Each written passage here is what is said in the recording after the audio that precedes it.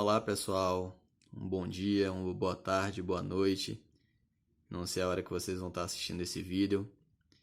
Olha só, gente, o tema da aula de hoje é dióptro plano, referente à óptica, parte de refração da luz, ok?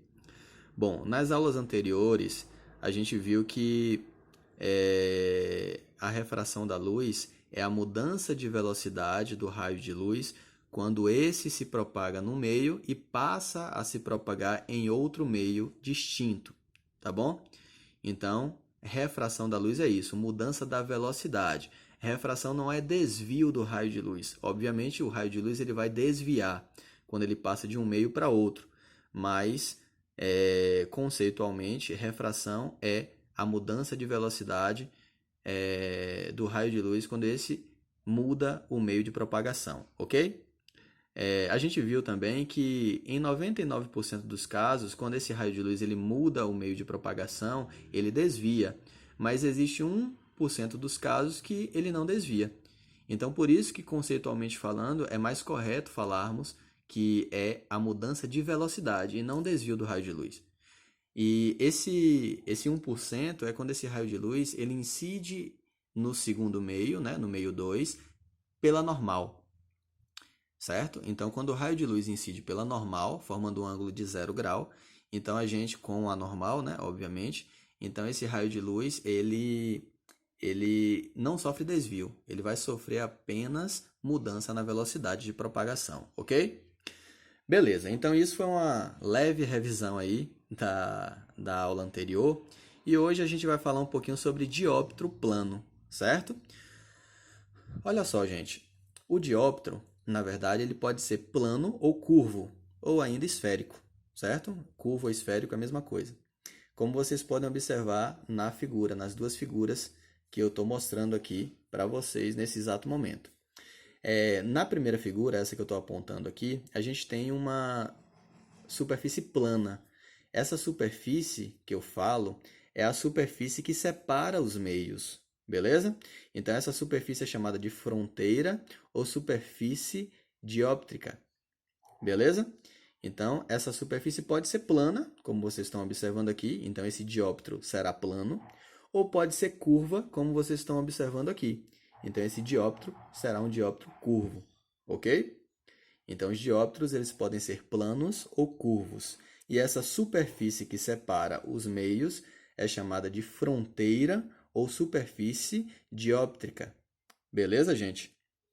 Ok. Vamos fazer aqui agora o estudo analítico do dióptro plano.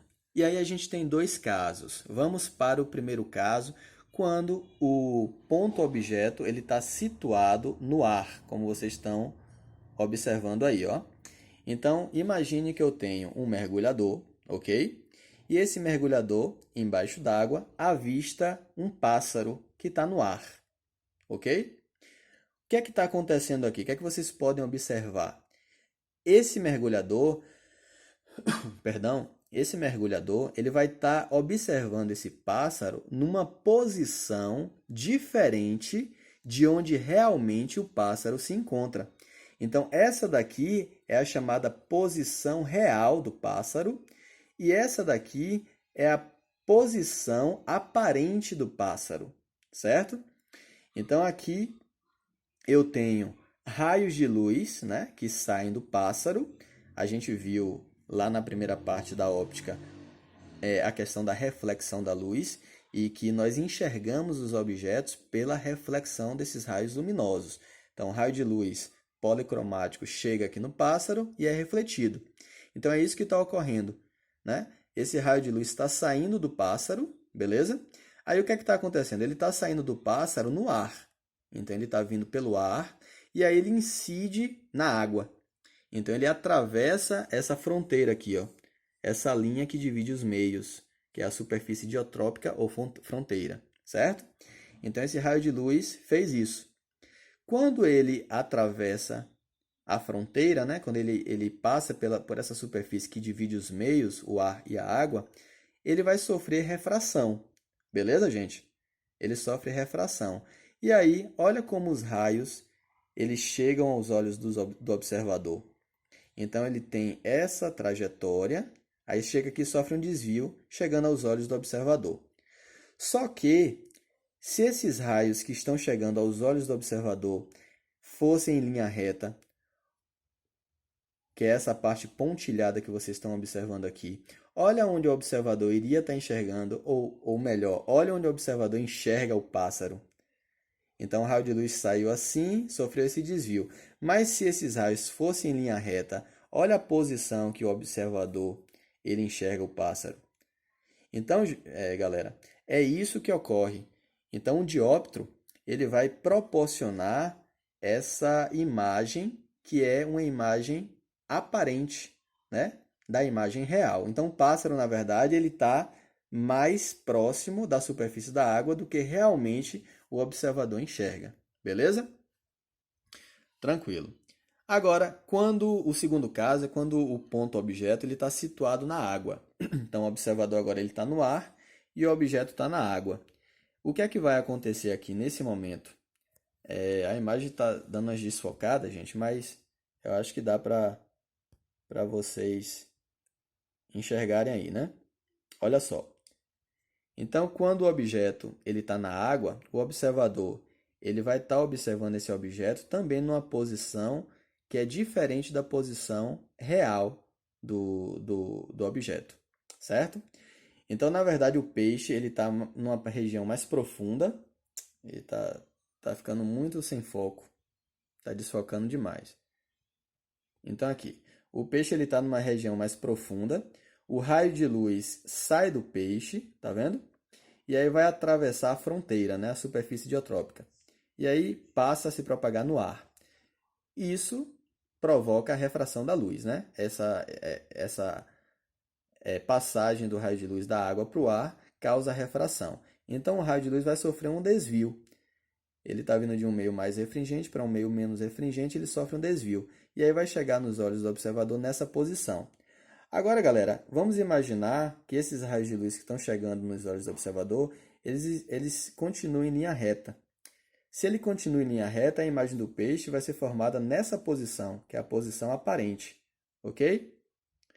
Quando, na verdade, o peixe está situado numa parte mais profunda. Isso por conta da refração da luz. Então, você vai ter a posição real e a posição aparente do peixe. Logo, galera, a gente pode formular uma equação que vai relacionar, ó, o índice de refração. Deixa eu ver se foca aqui. Ó, vai relacionar o índice de refração do meio que se encontra o observador sobre o índice de refração do meio que se encontra o objeto, igualando isso a P' e P duas linhas. Agora, quem é P' e quem é P duas linhas? Como o próprio livro traz aqui, ó, P é a distância do objeto à superfície, então está no denominador aqui. P' é a distância da imagem à superfície, está no numerador. Só que eu gosto de tratar essa fórmula, gente, perdão, como DO e DI. Então, DO seria a distância do objeto à superfície, vai estar aqui, DO, e DI vai estar no numerador, a distância da imagem à superfície. Então, DI, distância da imagem, DO, distância do objeto. É melhor vocês tratarem a fórmula desse jeito, fica muito mais prático do que assim, P' e P duas linhas. Vocês podem estar se confundindo, certo? Então, é melhor você escrever essa fórmula desse jeito aqui, ó. Deixa eu alternar aqui a página. Então, gente, ó, é melhor vocês escreverem essa fórmula assim, ó, N do observador, índice de refração do meio que se encontra o observador, sobre índice de refração do meio que se encontra o objeto, vai ser igual a quem? A DI sobre DO, certo? Então, essa fórmula que vocês estão observando aqui, ficaria desse jeito, beleza? Falou, meu povo? Então, a parte de dióptro plano é só isso, não tem muita coisa a se falar não, beleza? A fórmula que você vai utilizar sempre que o tema for dioptria, dióptros planos ou curvos, será essa daqui, ok? E aí, vamos fazer algumas atividades agora para treinarmos, né, fixarmos esse conteúdo, ok? Próximo conteúdo aí, lâmina de faces paralelas e prisma óptico, beleza? Vou gravar mais uma aulinha aqui falando sobre lâmina de faces e aí disponibilizo tudo para vocês e junto com as atividades, ok? Abraço a todos, tchau, tchau.